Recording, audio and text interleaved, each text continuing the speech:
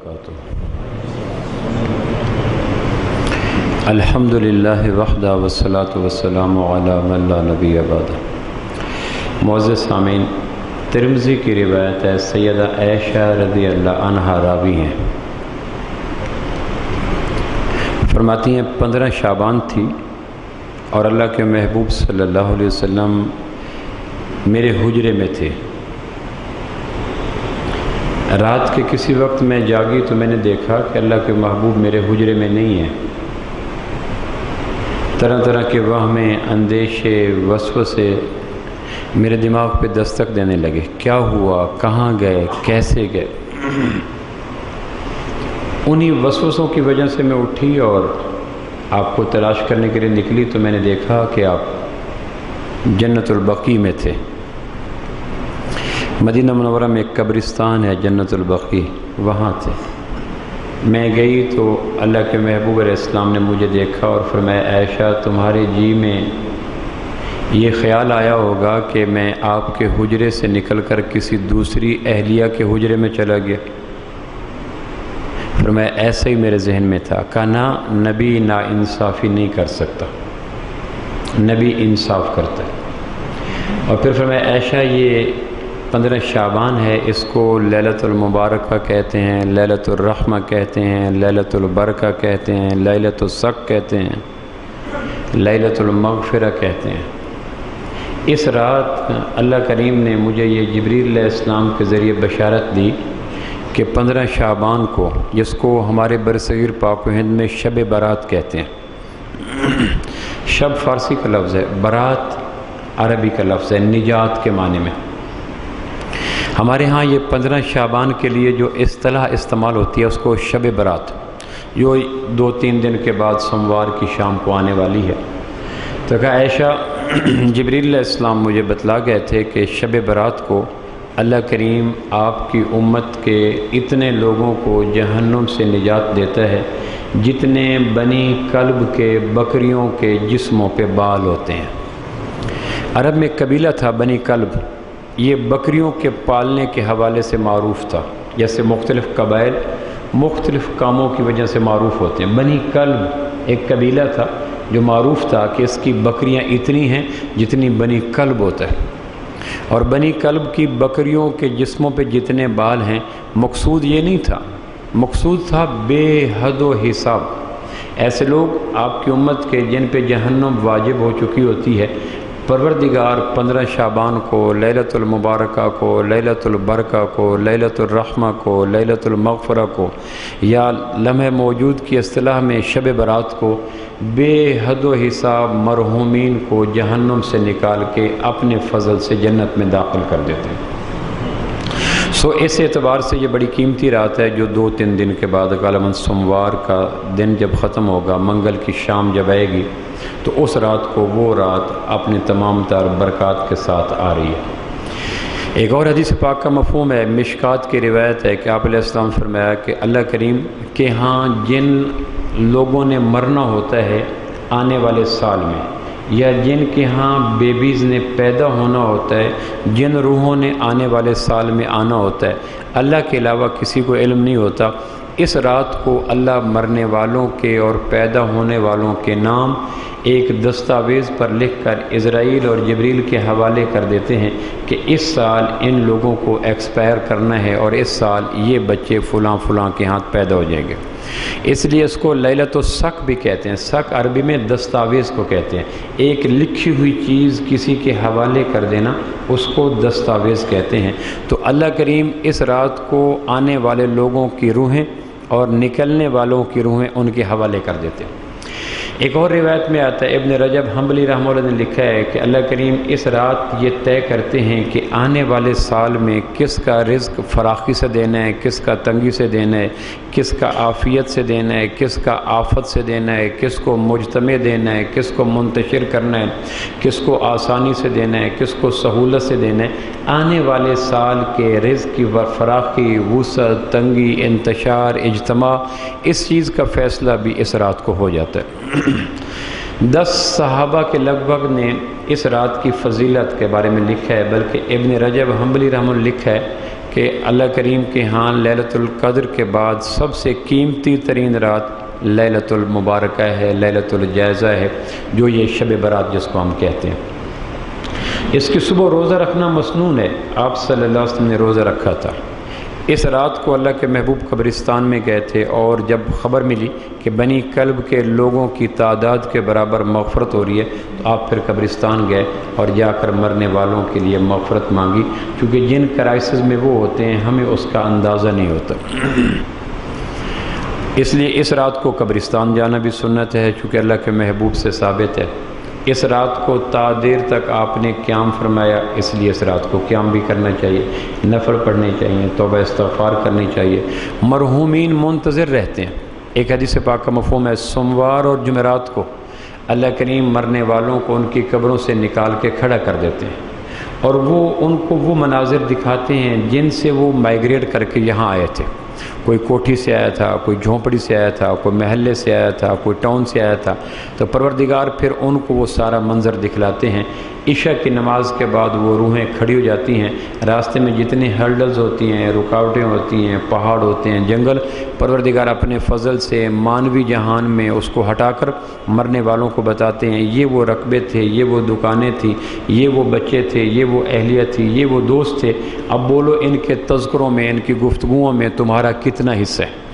جو ساتھ جینے مرنے کے عہد و پیما کرتے تھے اور آپ کے بغیر جینے کا تصور بھی نہیں رکھتے تھے، دیکھو ان کی گفتگو پھر اسی رنگینیوں میں ہے، زندگی رواں دواں ہے، اور تم ایک بھولی بسری داستاں بن چکے ہو، گویا تم کبھی تھے ہی نہیں، ایسے تھے جیسے تم کبھی تھے ہی نہیں۔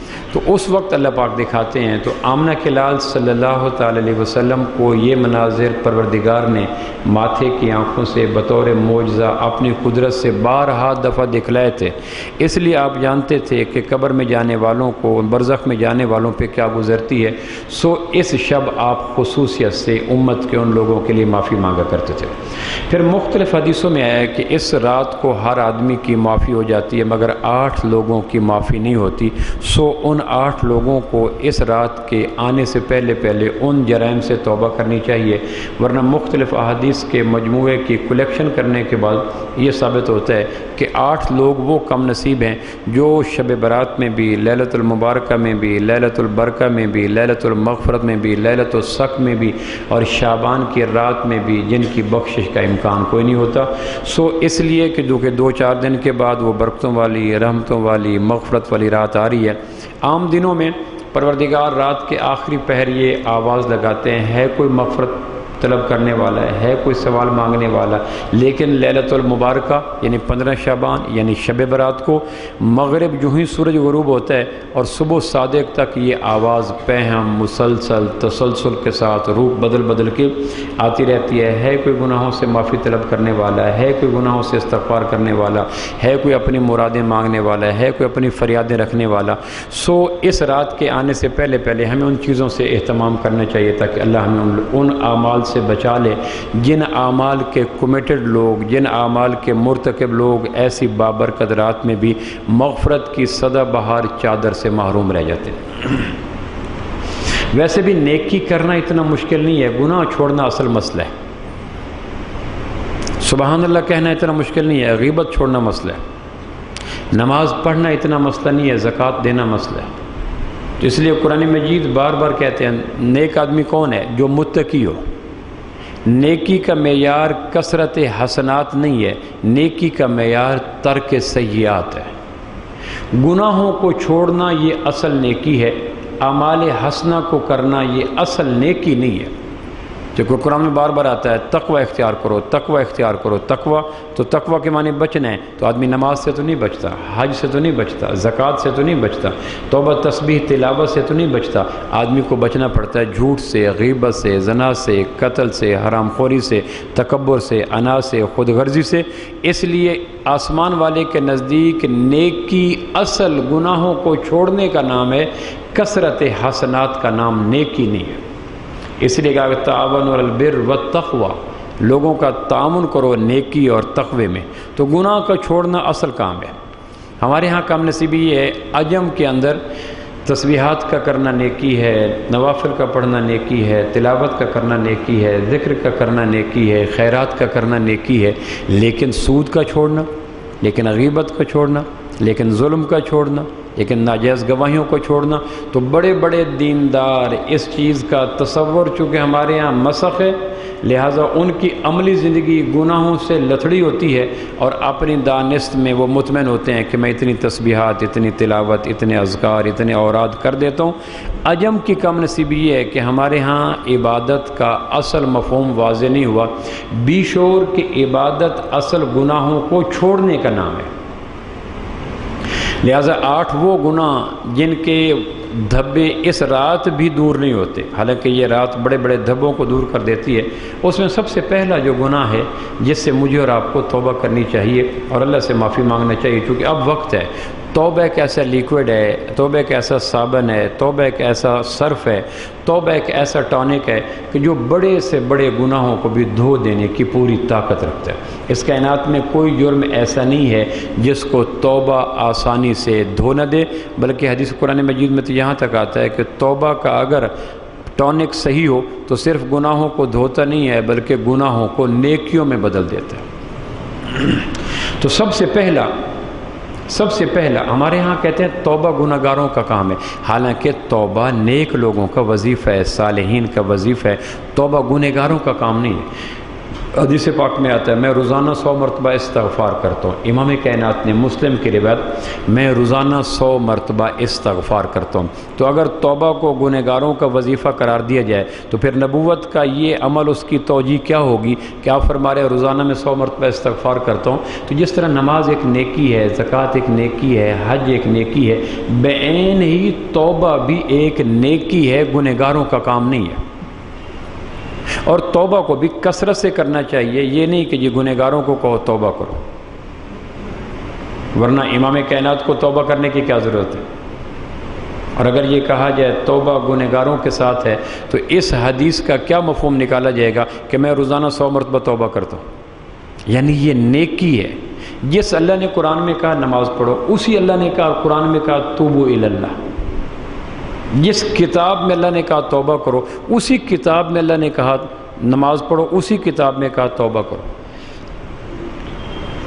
تو 8 گناہوں سے ہمیں بچنا چاہیے۔ سب سے پہلا شرک، یہ وہ گناہ ہے جس کے ہوتے ہوئے کوئی نیکی قبول نہیں ہوتی۔ جس طرح ڈیڈ باڈی کو کوئی ٹیکا، کوئی ٹونک، کوئی سیرپ، کوئی کیپسول، کوئی کشتہ فائدہ نہیں دیتا۔ آدمی مر گیا، اب جتنا اس کو انجیکٹ کریں گے، جتنا اس کو کچھ کریں گے اور پھولے گا اور پھٹے گا۔ جس آدمی کے اندر شرک آ گیا گویا وہ روحانی طور پر مر گیا، بڑے سے بڑا سیرپ بھی اس کو فائدہ کوئی نہیں دیتا، جتنا کر لو۔ انسانی دنیا میں بھی بیوی کا ہر گناہ معاف ہوتا ہے، لیکن اگر شوہر کو پتہ چل جائے اس نے میری توحید میں شرک کیا تو صلح کروانے والے بھی ہینڈز اپ ہو جاتے ہیں، بھی آپ گھر لے آؤ کہ جی اس نے یہ کیا ہے، تو وہ کہتے ہیں نا پھر نہ لو، حالانکہ یہ کوئی توحید اس کی ازلی نہیں تھی، 2 مہینے پہلے شوہر بنا۔ یہ توحید ابدی نہیں ہے، مر گیا کہیں اور کر سکتی ہے۔ یہ توحید اکمل نہیں ہے، طلاق ہو جائے ختم ہو سکتی ہے۔ تو اپنی جزوی، عارضی، ناقص، ناتمام توحید پہ ہم اتنے غیرت مند ہیں کہ بیوی کا ہر جرم معاف کر دیتے ہیں ماں سوائے اپنی عارضی توحید کی شرکت کے۔ اور بڑے سے بڑا آدمی صلح کروانے کے لیے آئے تو ہم کہتے ہیں اس نے یہ کیا ہے، تو کہتے ہیں نا نا نا اب مت لاؤ۔ تو جس کی توحید ازلی ہے، تو جس کی توحید ذاتی ہے، جس کی توحید ابدی ہے، اور جس کی توحید دائمی ہے، اور جس کی توحید اکمل ہے، اور جس کی توحید اس کے ساتھ ہمیشہ رہتی ہے۔ آپ تصور کر سکتے ہیں ہم نازک مزاج لوگ ناقص توحید پر، خام توحید پر، عطائی توحید پر، چھن جانے والی توحید پر ہماری آنکھوں میں خون اتر آتا ہے، ہمارا چہرہ پھٹ پڑتا ہے، ہم قتل کے درپے ہو جاتے ہیں، اور ہر آدمی ہمیں اس پہ اپریشیٹ کرتا ہے کہ جی اس نے اپنی توحید کی خاطر یہ کیا ہے، اور اس کے اوپر حکومت وقت دفعہ بھی اور لگاتی ہے کہ اگر قتل کا محرک غیرت تھی، حفاظت توحید تھی، تو اس پہ یورپین قوانین بھی نرمی دیتی ہیں۔ تو ہم اپنی توحید کے حوالے سے اتنے حساس، وہ اپنی توحید کے حوالے سے کتنا حساس ہوگا؟ دنیا کی کوئی نیکی مشرک کو فائدہ نہیں دے سکتی۔ عبداللہ بن ابی فوت ہوا، مدینہ کے بات ہے، حضور علیہ السلام نے کہا جنازہ میں پڑھاؤں گا، اس سے بڑا امام تو کوئی نہیں۔ صحابہ نے کہا جنازہ ہم پڑھیں گے، اس سے بڑے مقتدی تو کوئی نہیں۔ حضور علیہ السلام نے کفن کے لیے اپنا قمیض اس کو پہنایا، اس سے بڑا کفن تو کوئی نہیں۔ نبوت نے اپنا لعاب اس کے لبوں پہ لگایا، اس سے بڑا تبرک تو کوئی نہیں۔ مدینہ کی سرزمین میں جنازہ پڑھا گیا، اس سے بڑی سرزمین تو کوئی نہیں۔ مسجد نبوی کے قریب اس کو دفن کیا گیا، اس سے بڑا اس کو مقام بخشش تو کوئی نہیں۔ اب یہ ساری چیزیں جمع ہو گئیں، نبوت امام، صحابہ مقتدی، لعاب تبرک، قمیض کفن، مدینہ تدفین، لیکن آیت اتر آئی میرے محبوب 70 دفعہ بھی آپ پڑھ دیں ہم نے بخشش کوئی نہیں کرنی۔ کیوں؟ یہ مشرک ہے، اور مشرک کو بڑی سے بڑی فیور بھی فائدہ نہیں دے سکتے۔ لقمان حکیم کی وہ بات آپ نے سنی ہوگی، یا بنیا لا تشرک باللہ شیئا، شے عربی میں چھوٹی سے چھوٹی چیز کو کہتے ہیں۔ اے بیٹا چھوٹی سی چیز بھی اللہ کے ساتھ شریک قرار نہ دینا۔ ان الشرک لظلم، شرک ظلم ہے، پھر کہا عظیم، بہت بڑا ظلم ہے۔ قرآن مجید میں ایک جگہ آتا ہے میرے بندے تمہاری تخلیق میں میرا کوئی پارٹنر ہے؟ کسی سے پوچھو۔ وَلَقَدْ خَلَقْنَا الْإِنسَانَ مِنْ سُلَالَةٍ مِنْ طِينٍ ثُمَّ جَعَلْنَاهُ نُطْفَةً فِي قَرَارٍ مَّكِينٍ ثُمَّ خَلَقْنَا النُّطْفَةَ عَلَقَةً فَخَلَقْنَا الْعَلَقَةَ مُضْغَةً فَخَلَقْنَا الْمُضْغَةَ عِظَامًا فَكَسَوْنَا الْعِظَامَ لَحْمًا ثُمَّ أَنشَأْنَاهُ خَلْقًا آخَرَ۔ ایک پانی کے قطرے سے 9 مہینے کے بعد شاہکار بن کر اللہ کہتے ہیں بولو اس میں اعضاء کے استعمال میں، گوشت پوشت میں، بال کھال میں، دل گردے پھیپھڑے میں، سکن کلر میں، اس میں کوئی میرا پارٹنر ہے؟ تو دیوار کی ہر اینٹ پہ لکھا ہے میرا نام، تعمیر مگر آپ سے منسوب ہوئی ہے۔ کیوں ہو؟ ایک زمین میں خریدوں اور اس کی کھدائی سے لے کر چوٹیوں تک ساری انویسٹمنٹ میں کروں، اور کوئی آدمی آ کر اوپر لکھ دیں فلاں منزل، تو میں کیسے گوارا کروں گا؟ قطرے سے لے کر شاہکار تک اللہ بنائے، اور بعد میں آدمی آ کے کہے حبل نے دیا، لات نے دیا، منات نے دیا، تو اللہ کہے کیسا ناانصافی کی بات ہے۔ شرک سے بچیں، بڑی سے بڑی نیکی بھی مردود ہو جاتی ہے، آدمی لاش ہو جاتا ہے۔ قرآن مجید میں کسی جرم کے متعلق اتنا کلیئر کٹ بنی نوع انسان کو پروردگار نے مایوس نہیں کیا جتنا شرک۔ ان اللہ لا یغفر ان یشرک بہ۔ بھئی 2 ٹوک سن لو، اللہ کہتے ہیں میں نے مشرک کو کوئی نہیں معاف کرنا۔ حالانکہ پروردگار کی رحمت کا مزاج یہ نہیں ہے کہ بندوں کو یوں، لیکن جرم کی سنگینی، جرم کی گہرائی، جرم کے شوقس، جرم کے سائیڈ ایفیکٹ اتنے شدید تھے کہ پروردگار نے کلیئر میں نے اس کو کوئی نہیں سوری، میں اس کو فیور میں نے کوئی نہیں دینی۔ قرآن مجید میں 25 انبیاء کے نام ہیں، 18 انبیاء کے نام سورۃ الانعام میں آئے، مسلسل ایسے ایک رکوع میں چلتے چلے، پہلا نام لوط کا، آخری نام ابراہیم علیہ السلام کا، یوں چلتے چلتے تو آدمی سوچتا ہے یہ ناموں کا تسلسل کیوں؟ لوط علیہ السلام، یحییٰ علیہ السلام، زکریا علیہ السلام، یوں چلتے چلتے آخر پہ اتنے برگزیدہ اس میں رسول بھی ہیں، اس میں نبی بھی ہیں، اس میں اولو العزم رسول بھی ہیں۔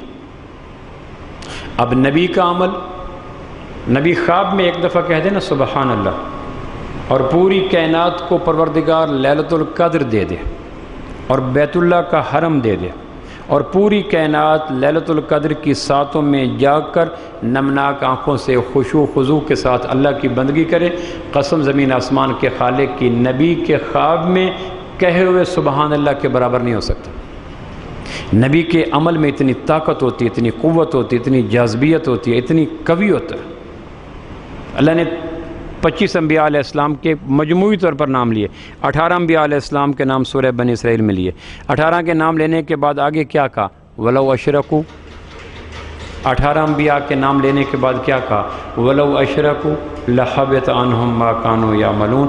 اگر یہ بھی شرک کرتے ہم ان کے بھی اعمال جلا کے راکھ کر دیتے۔ یہ کیوں بتایا؟ تاکہ کل کلاں کوئی آدمی تسبیح، تلاوت، نیکی، عمرہ، حج، جہاد، تسبیح پہ ناز اور مان مت کرے، یہاں تو بڑے بڑے اعمال ہوا میں اڑ جاتے ہیں۔ اور ایک آیت جس کا ترجمہ کرتے ہوئے دانتوں کو پسینہ آتا ہے، اللہ نے اسی قرآن مجید میں ایک جگہ کہا وَلَوْ أَشْرَكْتَ لَيَحْبِطَنَّ عَمَلُكَ، ہمیں سمجھانے کے لیے ولو میں بھی، ولو فار ایگزامپل، ولو اگر، بل فرض محال، یہ اس کے ترجمے ہیں۔ وَلَوْ أَشْرَكْتَ لَيَحْبِطَنَّ عَمَلُكَ، کہا میرے نبی اگر آپ شرک کرتے ہم آپ کے بھی اعمال جلا دیتے۔ یہ وہ ترجمہ ہے جس کے کرتے ہوئے بھی وجود کے اوپر اتنے بڑے ہائی ریکٹر کے زلزلے جاگ اٹھتے ہیں، مت پوچھیں۔ لیکن جرم کی شدت کو واضح کرنے کے لیے کہ یہ وہ مائنز ہے جس پہ پاؤں پڑ گیا تو آدمی بچے گا نہیں، یہ بارودی سرنگ ہے جس سے کروڑ میل کے فاصلے پہ کھڑے ہونے میں احتیاط ہے۔ طبقات ابن سعد میں لکھا ہے امام کائنات 6 ہجری کو مکہ مکرمہ مدینہ منورہ سے عمرہ کرنے کی غرض سے گئے مکہ مکرمہ، جس کو بیت رضوان کہتے ہیں۔ عمرہ نہ ہوا، طے ہو گیا مشرکین کے ساتھ اگلے سال کر لینا۔ 7 ہجری کو پھر اللہ کے محبوب تشریف لے گئے۔ اس میں پھر ایک ایسا واقعہ ہوا، انسیڈنٹ ہوا جس کو آپ سنتے رہتے ہیں، بیت رضوان جو بیس بنی، حضرت عثمان کو بھیجا آپ نے کہ مکہ والوں کو کہو کہ ہمارا پروگرام نہ لڑنے کا نہ قبضے کا، ہم تو بیت اللہ کے تبرکات کو سمیٹیں گے، پیاسی روحوں کو کرا رہے گا، زمزم پئیں گے، اللہ کے گھر کی نعمتیں لیں گے، پلٹ کے مدینہ چلے جائیں گے، ہم نے کچھ نہیں کرنا۔ انہوں نے کہا نہیں، یہ نہیں ہو سکتا، اور حضرت عثمان کے متعلق ایک اعلان کر دیا کہ ہم نے ان کو قتل کر دیا۔ اس کے جواب میں اللہ کے نبی نے کہا بس سفیر کا قتل یہ پوری انسانیت کا قتل ہے، اگر ہم نے عثمان کے قتل کا بدلہ نہ لیا تو کل ہمارے ساتھ وفاؤں کا تعلق کوئی نہیں بنائے گا، کیونکہ ایسا نبی تھا جس کے کام کی خاطر ایک آدمی گیا، وہ قتل ہو گیا اور نبی چپکے سے واپس چلا گیا۔ سو وفاؤں کا تقاضا یہ ہے کہ نہیں بیگانگی اچھی رفیق راہ و منزل سے۔ اس پہ پھر ایک درخت تھا، اس درخت کے نیچے بیٹھ کر اللہ کے نبی نے بیعت کی کہ بھئی میرے ہاتھ پہ ہاتھ رکھ کے کمٹمنٹ کرو، بیچو اپنے آپ کو۔ بیعت کے معنی ہوتے ہیں بیچ دینا، بیچو کس بات کا؟ کہ عثمان کا بدلہ لیے بغیر ہم نہیں جائیں گے۔ تو اب انہوں نے بیچ دیا۔ جب بیعت مکمل ہوئی 1400 کم و بیش صحابہ نے ہاتھ پہ ہاتھ رکھا اس درخت کے نیچے۔ اتنے میں جبریل ہے کہ جی میری بھی بیعت لے لیں، پھر جبریل کی بیعت ہے۔ اتنے میں اللہ کریم ہے کہ لو بھائی، اللہ کہتے ہیں مجھے بھی شامل کر لیں۔ پھر اس درخت کی تعریف میں آسمان سے آیتیں اتر آئیں، لقد رضی اللہ عن المؤمنین اذ یبایعونک تحت الشجرہ، اللہ کہتا ہے میں راضی ہو گیا ان مومنوں سے جنہوں نے درخت کے نیچے آپ سے بیعت کی۔ اب یہ درخت کتنا بھاگ بھرا ہو گیا۔ عقیدت یہ کہتی ہے کہ اس درخت کا گرا ہوا خشک پتا پوری کائنات کے سے قیمتی ہے، کیونکہ درخت نسبتیں بڑی رکھتا ہے۔ اس درخت کا برگ خشک پوری کائنات کی ہفت اقلیم بادشاہ سے قیمتی ہے، کیونکہ درخت نبوت کی نسبت، صحابہ کی نسبت، جبریل کی نسبت، اللہ کی نسبت اور الہامی کتاب کی آیت کی نسبت۔ عہد فاروقی میں، اب فاروق اعظم کا منظر دیکھیں، عہد فاروقی میں فاروق اعظم گزر رہے تھے، دیکھا تو کچھ لوگ اس درخت کے نیچے نفل پڑھ رہے ہیں، کچھ درخت کے ساتھ تلواریں مس کر رہے ہیں، کچھ اپنے نیزے مس کر رہے ہیں اور کچھ دعائیں مانگ رہے ہیں۔ حضرت عمر نے پوچھا یہ کیا ہو رہا ہے؟ کہ یہ وہ شجر رضوان ہے جو اپنے دامن میں، اپنے تنے میں، اپنے سائے میں بے شمار مقدس عفت مآب نسبتیں رکھتا ہے، اور لوگوں کا گمان یہ ہے کہ اتنی نسبتوں کے حامل درخت کے سائے میں بیٹھ کر مانگی گئی دعائیں آسمان سے تاثیر کو چرا لاتی ہیں۔ سو یہ تاثیر لینے کے لیے درخت کے نیچے آ کر دعائیں مانگتے ہیں، اور بظاہر صحابہ اور تابعین تھے جن سے گمان ہی نہیں تھا شرک کریں۔ لیکن آپ نے فرمایا تھا میرے بعد اگر کوئی نبی ہوتا تو عمر ہوتا، یعنی نبوت کی جو نگاہ تھی عمر کی نگاہ بھی اتنی دور دیکھتی تھی۔ حضرت عمر نے فرمایا جب واپس پلٹے تو ہمیں بتائیے گا۔ تو واپس پلٹے تو حضرت عمر نے ایک ایسا ڈیسیژن لیا کہ جس ڈیسیژن کے بیان کرتے ہوئے بھی اس دور میں بہت بڑا کلیجہ چاہیے، اور عقیدت کی سرزمین پہ چلنے والے اجمیوں کو اس بات کو سننے کے لیے بھی بلا درجے کا کلیجہ چاہیے۔ اب وہ درخت، اس کی نسبتیں، اس کا ایک خشک پتا، پوری کائنات کے صوفیہ اولیاء اس پہ قربان کر دیے جائیں، اتنی نسبتوں کا حامل ایک پتا۔ خطاب کے بیٹے نے کہا اس کو کاٹو، کاٹ دیا گیا، جلاؤ، آگ لگا دی گئی، جڑیں اکھیڑو، اکھیڑ دی گئی، راکھ بکھیر دو، بکھیر دی گئی۔ پوچھا کیوں؟ کہ لوگوں کا یقین اللہ کی بجائے درخت پہ آ جائے گا۔ مسجد نبوی میں ہم بیٹھے تھے رمضان المبارک کے اعتکاف میں، تو یہ واقعہ میں نے گنبد خضرا کے چھاؤں میں بیٹھ کر سنایا۔ تو میرے ساتھ ایک آدمی تھا، مامو کانجن کا، ممڑ بلوچ تھا، تو اس کے کئی رنگ ہے۔ میں نے کہا آپ کو کیا ہوا ہے؟ کہنے لگے اچھے زمانوں میں عمر کاٹ گیا تھا، ہمارے زمانے میں کاٹتے ہم جلاؤ گراؤ کر دیتے، ہم تو روڈ بلاک کر دیتے۔ میں نے کہا کیوں؟ اس نے کہا میں آپ کو اپنے واقعہ سناؤں۔ میں نے کہا کیا ہے؟ کہنے لگے میرا کماند کا کھیت ہے، اس میں ایک بوہڑ ہے، یہ بوہڑ پودے جس پہ پیلو لگتے ہیں، جس کے مسواک بناتے ہیں۔ ایک آدمی اتفاقاً بوہڑ کے درخت کے نیچے سے گزرا، خچر پر، گدھے پر، گھوڑے پر یا اونٹ پر، اس کے کندھے پہ ایک کپڑا تھا، وہ اس کو اندازہ نہ ہوا اس کا کپڑا کسی درخت کے، بوہڑ کے درخت کی شاخ، وہ جو درخت تھا اس کی شاخ سے اٹک گیا، اس کو پتہ نہ چلا، وہ گزر گیا۔ اب اس کا کندھے کا کپڑا اس کی شاخ سے اٹکا ہو رہا، کوئی آدمی گزرا، اس نے کہا ہو نہ ہو یہ درخت قیمتی ہے، اس کے ساتھ کپڑا باندھو، اس نے اپنا کپڑا باندھ دیا۔ دوسرے دن 10-12 دوپٹے بندھ گئے، تیسرے دن 8-10 اور آنچل آ گئے۔ دیکھتے دیکھتے وہ ون پودا تھا، کہنے کہ دیکھتے دیکھتے وہ ون جس کے نیچے ہمارے علاقے کے کتے اور گدھے آ کے بیٹھتے تھے، وہ ون سرکار ہو گیا،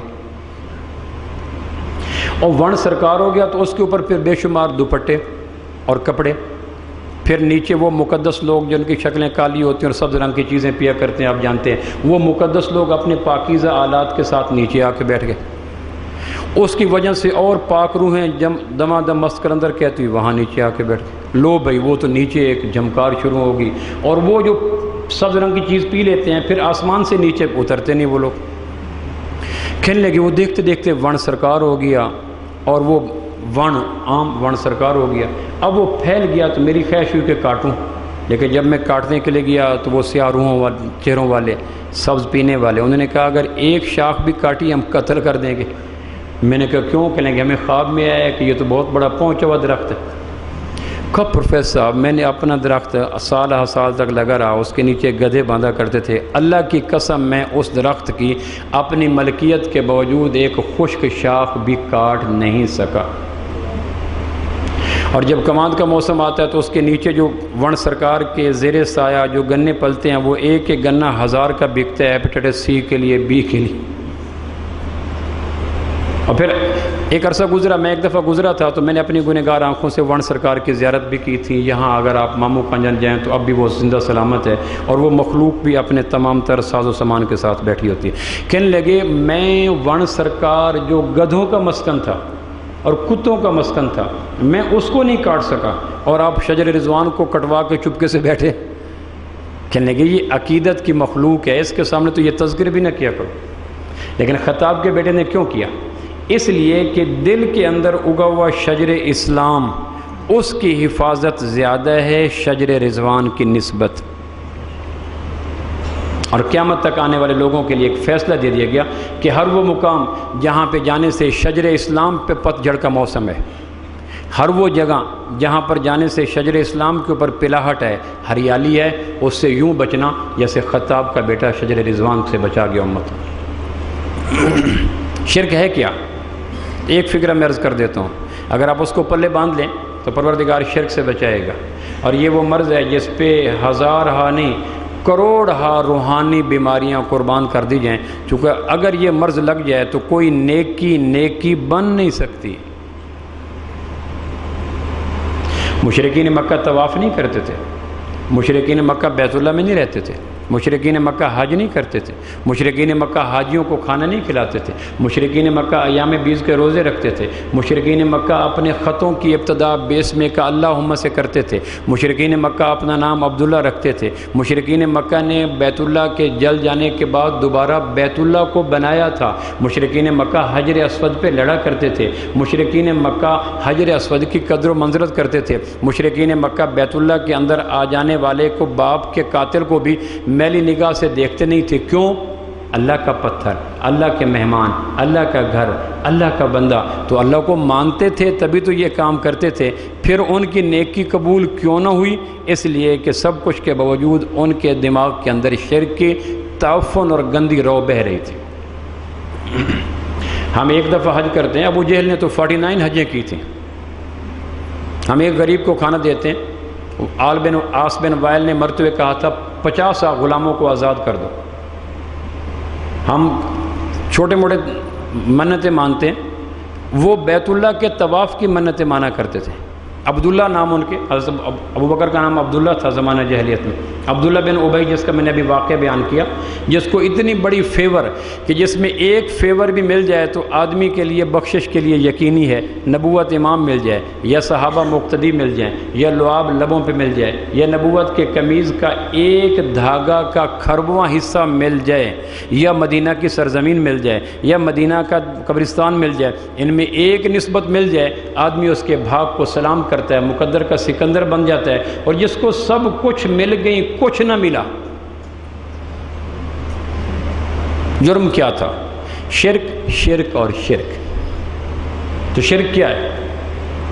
اللہ کے واسطے شرک سے بچیں اور روزانہ 2 رکعت نفل مغرب کی نماز کے بعد پڑھا کریں، کیونکہ حدیث پاک کا مفہوم ہے نوافل کے لیے سب سے قبولیت کی جگہ مغرب کی نماز کے بعد 2 رکعت نفل ہیں۔ اس نفل میں پڑھ کر یہ دعا ضرور مانگا کریں، پروردگار تیری نظر میں جو شرک ہے اور تیرے محبوب کی نظر میں جو شرک تھا ہمیں نہیں پتہ، گرد و غبار اتنی اڑا دی گئی، مذہبی اداکاروں نے اتنے ہم رنگ زمین جال بچھائے، لوگوں کو پتہ نہیں چلا، ہمارے شعور فہم ادراک اس میں معاملے میں بجھ جاتے ہیں۔ پروردگار عرش کی یونیورسٹی میں جس کو شرک کہتے ہیں، نبوت کے سینہ اقدس میں جس کو شرک کہتے ہیں، مدینہ منورہ میں درس گاہ یونیورسٹی کے طلبہ کو جو شرک پڑھایا گیا تھا مجھے نہیں پتہ، لیکن تیرے سے ہم اتنی التماس کرتے ہیں کہ ہمیں اس شرک سے بچا جس کو تو شرک کہتا ہے۔ ممکن ہے قیامت والے دن کو بخشش کی صورت نکلے، چشمے جب گلگت سے پھوٹتے ہیں تو انتہائی سفید چاندی کی طرح ہوتے ہیں، جہلم جناب میں پہنچتے پہنچتے ان میں کتنا گدلا پن آ جاتا ہے۔ صفا کی چوٹیوں پہ جو چشمہ ابلا تھا نبوت کے زبان اقدس سے، تو اس پہ تو کھرب ہا کھرب چاندنیاں قربان کی جا سکتی تھی۔ 1500 سال کے بعد کتنے خارجی داخلے اس میں ملاوٹیں ہوگیں، سو ہم مجبور لوگ ہیں، معذور لوگ ہیں، ہمیں اللہ فیور بھی دے گا۔ 1500 سال کے فاصلے پہ کھڑے ہوئے، جغرافیائی فاصلہ، زمانی فاصلہ، مکانی فاصلہ، علم کی کمی اور از چہار جانب سے بہت برا ماحول، اس میں کم از کم ہم روزانہ اللہ سے طلب تو کیا کریں۔ پروردگار سے امید ہے کہ اس طلب کی برکت سے اگر کوئی اونچ نیچ ہو بھی گئی تو اللہ معاف کر دے گا۔ اس مرض سے بچیں۔ شرک ہے کیا؟ اللہ کی آزاد قدرت کو اللہ کی پیدا کردہ چیزوں کا پابند ماننا شرک ہے۔ بھائی اس فکر کو ذہن میں رکھ لیں، اللہ کی آزاد قدرت کو اللہ کی پیدا کردہ چیزوں کا پابند ماننا شرک ہے۔ بھری کائنات میں اللہ کی مجبوری کوئی نہیں اور بھری کائنات میں اللہ کے لیے ضروری کوئی نہیں۔ میں حرم میں بیٹھا تھا، ایک صاحب لیکچر دے رہے تھے، لیکچر دیتے دیتے فرمانے لگے جو اللہ جیسے بادشاہ کو دنیا جیسے بادشاہ سے تشبیہ دے کر بات آگے چلاتا ہے وہ اسی وقت کافر ہو جاتا ہے۔ دنیا کے بادشاہ کا باپ بھی ہے، بیٹا بھی ہے، پیٹ میں گندگی بھی ہے، دماغ میں فطور بھی ہے، دل میں سفلی جذبات بھی ہیں، وجود کے اوپر نافرمانی بھی ہے، اس پہ بڑھاپا آتا ہے، اس کو اونگ آتی ہے، اس کو نیند آتی ہے، اس کو کھانے کے لیے لقمے کا، پینے کے لیے پانی کا اور سونے کے لیے نیند کا پابند ہے۔ جو رواں رواں پابند رکھتا ہے اس کو تشبیہ دیتے ہو اس اللہ سے۔ تشبیہ میں کوئی چیز تو مشترک ہو نا، اس کی بادشاہت ذاتی ہے، اس نے خیرات مانگی ہے، اس کی بادشاہت ازلی ہے، اس کو آج ملی ہے، اس کی بادشاہت ابدی ہے، اس سے کل چھن جائے گی، وہ موت سے پاک ہے، یہ کل من علیہا فان، وہ بیماری سے پاک ہے، اس کی داڑھ میں درد ادھر آتا ہے، وہ بڑھاپے سے پاک ہے، اس کی کمر میں خم آ جاتا ہے، وہ عذر سے پاک ہے، اس کا بیٹی بیوی مر جاتا ہے، وہ لذیذ حیات سے پاک ہے، یہ شہوتوں کے لیے وجود کی تلاش میں گم گم پھرتا ہے، وہ چاپلوسی خوشامد سے پاک ہے، یہ اقوام عالم کی چاپلوسی کر رہا ہوتا ہے۔ ظالموں تشبیہ دیتے ہوئے شرم نہیں؟ کس کو کس سے تشبیہ دے رہے ہو؟ اللہ کو کسی بادشاہ سے تشبیہ نہ دو۔ شرک کے سارے گندی بدرویں اس غلط تشبیہ سے نکلتی ہیں کہ دنیا کے بادشاہ کو تشبیہ اور پھر اللہ سے تشبیہ اور دنیا کے بادشاہ تک پہنچنے کے لیے مشکلات، پھر آگے سارا بات چل پڑتی ہے۔ نا نا نا، پروردگار کو تشبیہوں سے آلودہ نہ کرو، وہ ایک پاک ذات ہے۔ اور کائنات میں جتنی چیزیں بنی ہوئی ہیں کوئی اس کی مجبوری نہیں ہے۔ ایک نبی نہ بھیجتا ہدایت دے سکتا تھا، زمین نہ اگاتا فصلیں پیدا کر سکتا تھا، میاں بیوی نہ بناتا اولاد دے سکتا تھا، سورج پیدا نہ کرتا روشنی دے سکتا تھا، پانی کی ایک بوند نہ بھیجتا جسموں کو سیراب کر سکتا تھا، آنکھوں کو ڈھیلے نہ لگاتا بینائی دے سکتا تھا، زبان کا لوتھڑا نہ لگاتا لفظ دے سکتا تھا۔ وہ کائنات میں کوئی چیز کسی وقت کسی لمحے کسی صورت اللہ کی مجبوری نہیں ہے۔ اس لیے یہ ذہن میں رکھیں، کرتا تو اللہ ہے لیکن یہ ضروری ہے۔ جب اللہ کے لیے اللہ کی چیزیں ضروری ہو جاتی ہیں شرک کے گٹر بہہ پڑتے ہیں۔ اللہ کے لیے چیزیں ضروری یا چیزوں کے لیے اللہ ضروری؟ بولو جی، آپ بولو جی۔ اللہ کے لیے مخلوق ضروری یا مخلوق کے لیے؟ بولو جی۔ اللہ کی بھری کائنات مجبوری یا بھری کائنات کی اللہ مجبوری؟ بولو جی، بولو۔ اللہ کی مجبوری کوئی نہیں، اللہ کے لیے ضروری کوئی نہیں۔ ہاں یہ بات ٹھیک ہے، ہر ایک کی مجبوری اللہ ہے، ہر ایک کے لیے ضروری اللہ ہے۔ ایک بدو نے کہا آپ علیہ السلام کو، ما شاء اللہ و ما شئت، جو اللہ چاہے جو آپ چاہیں۔ آپ نے فرمایا اجعلتنی للہ عدلا، پھر میں اور اللہ تو برابر ہو گئے۔ اس نے کہا جی پھر میں کیا کہوں؟ قل بل شاء اللہ وحدہ، یوں کہو جو اکیلا اللہ چاہے وہ ہوتا ہے۔ خالق ایک باقی سب مخلوق، مالک ایک باقی سب مخلوق۔ اور مخلوق کی تعریف کیا ہے؟ جو سب کچھ کے باوجود خالق کے بغیر کچھ نہ کر سکے اس کو مخلوق کہتے ہیں، اور جو سب کچھ کے بغیر سب کچھ کر سکے اس کو خالق کہتے ہیں۔ سو خالق کائنات میں اکیلا اللہ ہے، باقی انبیاء، شہداء، صلحاء، اتقیاء سب کے سب مخلوق ہیں، اور مخلوق کی تعریف یہ ہے کہ جو خالق کے مرضی کے بغیر کچھ نہ کر سکے۔ اور آپ نے ابو ذر رضی اللہ عنہ فرمایا تھا، ابو ذر تمہیں کوئی سولی پہ لٹکا دے اور تمہارے کو ٹکڑے کر دے اور تمہیں کوئی آگ میں ڈال دے اور تمہیں کوئی کچھ کر دے، ابو ذر ہر اپنے وجود کے اوپر قیامتیں برداشت کر جانا، اللہ کی ذات کا پارٹنر نہ بنانا، اللہ کی ذات کا شریک نہ بنانا۔ تو شب برات میں ایک تو اس کی بخشش نہیں ہوتی، یہ جو کچھ کر لے ناممکن ہے۔ ایک ہوتا ہے نا مشکل، ایک ہوتا ہے سمپلی امپاسبل، ایک ہوتا ہے ڈیفیکلٹ، ایک ہوتا ہے مشکل، ایک ہوتا ہے ناممکن۔ مشرک کی بخشش مشکل نہیں، سمپلی امپاسبل ہے، ناممکن ہے۔ اور شرک چیونٹی کے برابر بھی ہو بخشش ناممکن ہے۔ شرک نہ کریں، اور اس کے لیے کبھی اگر شرک کی شدت محسوس کرنی ہو تو آپ دیکھیں کہ میں اپنی بیوی کے موبائل پہ کسی کا میسج برداشت نہیں کرتا، میں اپنی بیوی کے پلنگ کے نیچے کسی کا جوتا برداشت نہیں کرتا، میں اپنی بیوی کے تکیہ کے نیچے کسی کا رومال برداشت نہیں کرتا، اور نہ ہی کرنا چاہیے، اور نہ ہی غیرت کا تقاضا ہے۔ تو خود سوچیں نا کہ میں اپنی توحید عارضی میں کتنا غیرت مند ہوا ہوں، اس کے غیرت کا کیا عالم ہوگا۔ دوسرا جرم جو اس رات آدمی جس سے وہ ہے قتل، اولاد آدم کا قتل نہ کرو۔ کبیرہ گناہوں میں ہے مذاق کے ساتھ کسی کی طرف آلہ قتل کرنا، میں گولی مار دوں گا، میں چھری مار دوں گا، میں کلہاڑی مار دوں گا، مذاق کے ساتھ ایسے کرنا یہ بھی کبیرہ گناہ ہے۔ چونکہ مسلسل مذاق کرنے والا پھر سنجیدگی پہ آ جاتا ہے۔ ایک پسٹل سیدھا ہی کرنا ہے نا، اتنا تو ہو گیا کام، اب باقی ہے اس کو دبانا، تو یہ بھی کسی وقت ہو جائے گا۔ ایک کلہاڑی اوپر اٹھانی ہے نا، اتنا تو کام ہو گیا، باقی اس کو جھکانا ہے، یہ بھی کام ہو جائے گا۔ ایک چاقو کا اشارہ کرنا ہے نا، یہ بھی کام ہو گیا، باقی آدھا فٹ کا فاصلہ شاہرگ تک، یہ بھی کام شیطان کر دے گا۔ تو نبوت برائیوں کو روٹ سے کک آؤٹ کرتی ہے، جڑوں سے تلف کرتی ہے کہ مذاق کے عالم میں بھی کسی کی طرف آلہ قتل نہ کرو۔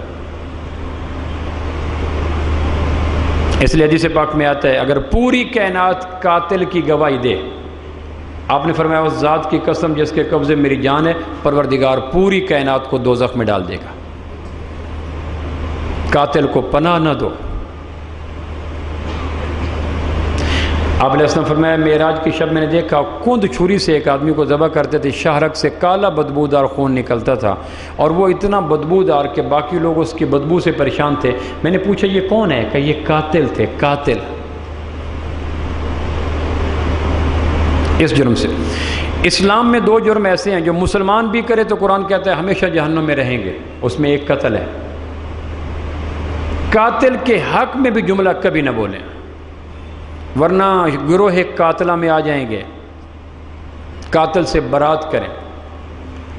قرآن مجید میں آتا ہے قیامت والے دن زندہ گاڑی لڑکی پوچھے گی بِأَيِّ ذَنبٍ قُتِلَتْ، پروردگار میرا جرم کیا تھا، مجھے کیوں قتل کیا گیا؟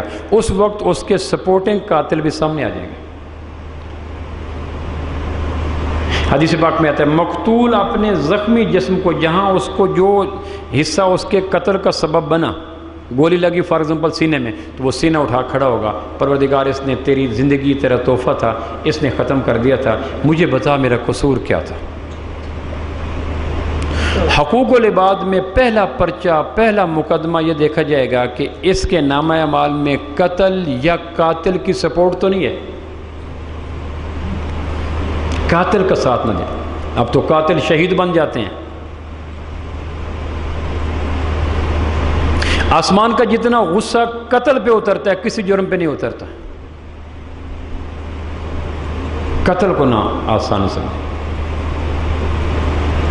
بہت بڑا جرم ہے انسان کا قتل کرنا، قتل کی پلاننگ میں شریک ہونا، قاتل کا ساتھ دینا، قاتل کی تعریف کرنا، اس جرم میں شریک نہ۔ یہ اتنا بڑا جرم ہے کہ شب برات بھی اس کو فیور نہیں ملتی۔ شب معراج آپ نے دیکھا کچھ لوگوں کے چہرے خنزیر جیسے تھے، سور جیسے تھے، کچھ لوگوں کے چہرے سور جیسے تھے۔ تو آپ نے پوچھا یہ کون ہے؟ کہ یہ وہ لوگ تھے جو جھوٹی گواہیاں دیا کرتے تھے، مقتول اور قاتل۔ قاتل کے حق میں گواہی دے دی یا مقتول کے خلاف گواہی دے دی۔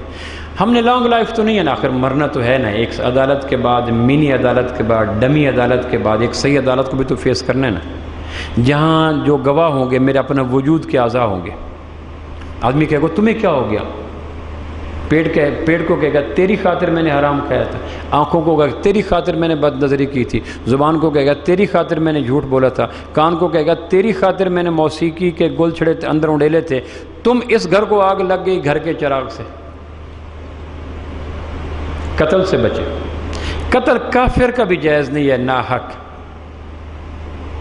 اور قتل یہ اسلامی ریاست کا حق ہے، افراد کا حق نہیں ہے۔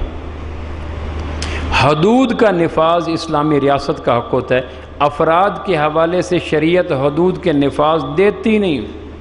چور پکڑا اس کا ہاتھ کاٹ دو، گنہگار ہوگے۔ قاتل پکڑا اس کو قتل کر دو، گنہگار ہوں گے۔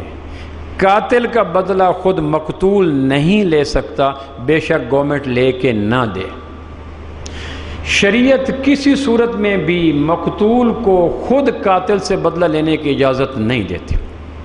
اور جو بم بلاسٹ ہو جاتے ہیں، ناجائز مارے جاتے ہیں، آپ کو اندازہ کر سکتے ہیں قیامت والے دن مقتول کو پتہ نہیں ہوگا میں قتل کیوں ہوا، قاتل کو پتہ نہیں ہوگا میں نے قتل کیوں کیا۔ جنازہ پڑھنے گئے بم پھینک دیا۔ اب یہ کوئی دین ہے؟ ایک صحابی نے ایک کافر کو پکڑا جنگ میں، جب عین تلوار مارنے کا وقت ہے، اس نے کہا اشہد ان لا الہ الا اللہ، تو اس نے کہا الحرب خدا، دھوکہ دیتے ہو، یہ کہہ کر تلوار چلائی، گردن اڑا دی۔ بعد میں اس نے فخر سے بتایا اللہ کے نبی، اس نے بڑا اس وقت داؤ پیچ استعمال کرنے کی کوشش کی، جب میں نے تلوار اٹھائی اس نے شمشیر برہنہ دیکھی تو زبان سے کہا اشہد ان لا الہ الا اللہ، تو نبوت کے چہرے پہ 100 رنگ غصے کا ہے۔ آپ فرمایا حل شققت قلبی، تو نے دیکھ لیا تھا یہ زبان سے تھا یا دل سے تھا؟ پھر جب یہ مرا تو 3 جگہ دفن کیا گیا، تینوں جگہ قبر نے اکھیڑ کے باہر پھینک دیا۔ یہ قتل کرنے والا 3 دفعہ دفن کیا گیا، تینوں جگہ اکھیڑ کے پھینک دیا۔ کافر کا ناجائز قتل بھی حق باطل ہے۔ زندگی انسانی حق ہے، اسلامی حق نہیں ہے۔ جینے کا حق صرف مسلمان کو نہیں ہے، ہر بنی نوع انسان کو ہے۔ اس کا حق یہ نہیں ہے کہ میرے مسلک کا، میرے جماعت کا، میرے گروہ کا، میرے پارٹی کا، اس کا حق ہے اور دوسرے کا زندہ رہنے کا حق ہی کوئی نہ۔ تو شب برات میں دوسرا جرم یہ ہے کہ جو قتل کرے نہ اس کو فیور نہیں ملے۔ گفتگو کا وقت ختم ہوا تو میں باقی اس کو خود مطالعہ کر لیجئے گا، چونکہ گفتگو لمبی تھی، تو اگلا جمعہ ہم انشاءاللہ اس حوالے سے شروع کریں گے کہ ہم رمضان کیسے گزاریں۔ اللہ کا مہمان مہینہ آ رہا ہے، مہمان مہینے کے حوالے سے ناگوار جملے روز آسمانوں پہ جاتے ہیں۔ اللہ خیر کرے اس دفعہ رمضان کیسے گزرے گا۔ اللہ کہے گا لو بھائی مہمان کے آنے سے پہلے میزبانوں کے جملے سنو، تو یہ نہ ہو کہ اللہ کہے چلو بھائی یہ تو ایسے ناگوار جملے اس کو الائڈ میں ایڈمٹ کروا دو، روزے رکھے ہی نہیں۔ کتنے لوگ تھے۔ آنے والا جمعہ اس حوالے سے ہم کریں گے کہ رمضان کیسے گزاریں، اس کے لیے آپ حضرات سے گزارش ہے خود تشریف لائیے گا۔ دوسری گزارش یہ ہے کہ خیر